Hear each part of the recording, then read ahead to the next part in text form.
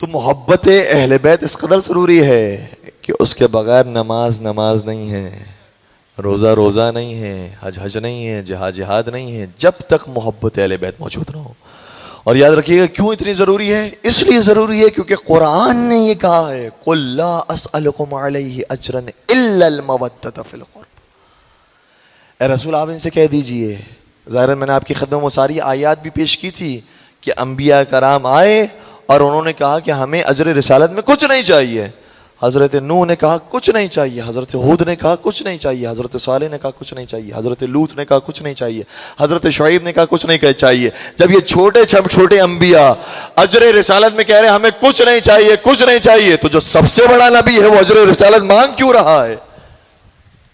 کیوں مانگ رہا ہے وہ؟ اس لیے مانگ رہا ہے کیونکہ اسے بھی نہیں چاہیے، لیکن حکم پروردگاری ہے قل،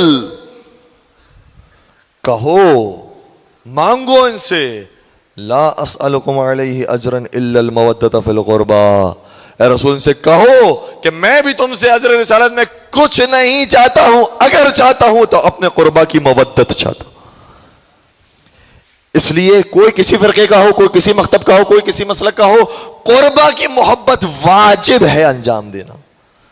قربا کی مودت کے بغیر کوئی چارہ نہیں ہے، اس کے بغیر کوئی مسلمان جب تک کہ قربا کی محبت اختیار نہ کی جائے، کیونکہ یہ قرآن کا حکم ہے۔ اور دیکھیے گا مزے کی بات یہ ہے کہ جب یہ آیت نازل ہوئی تو اس آیت کے ذیل کے اندر میں بڑے بڑے علماء مفسرین کے نام آپ کی خبر کر رہا ہوں، اسے جو نوجوان نوٹ کرنا چاہیں اسے نوٹ کیجئے گا۔ ہمیں بتایا جا رہا ہے کہ خواتین میں بالخصوص بلکہ نوجوان دوستوں کے اندر بھی کچھ ایسے افراد بھی ہیں کہ جو اپنی ڈائریز لے کر آتے ہیں، حوالے نوٹ کرتے ہیں، آیات کو نوٹ کرتے ہیں۔ بہت اچھی بات ہے، ان کتابوں سے حوالوں کو نوٹ کرنا، علمی باتوں کو جمع کرنا بہت ضروری ہے۔ کبھی کبھار ہم آتے ہیں، سنتے ہیں، اچھائی محسوس ہوتی ہے، لیکن وہ ایک دن کے لیے، 2 دن کے لیے، 3 دن کے لیے، 10 دن کے لیے باقی رہتی ہے، پھر ہمارے ذہن سے نکل جاتی ہے۔ لیکن اگر آپ نے کتابوں کے اندر لکھ لی، نوٹ کر لی، تو یہ ہمیشہ کے لیے باقی رہے گی۔ ایک حدیث کا جملہ آپ کی خدمت پیش کروں، اگر کوئی شخص علوم آل محمد کو کسی صفحے پر لکھتا ہے تو جب قیامت کا میدان ہوگا تو اس کے اور جہنم کے درمیان وہ صفحہ حائل ہو جائے گا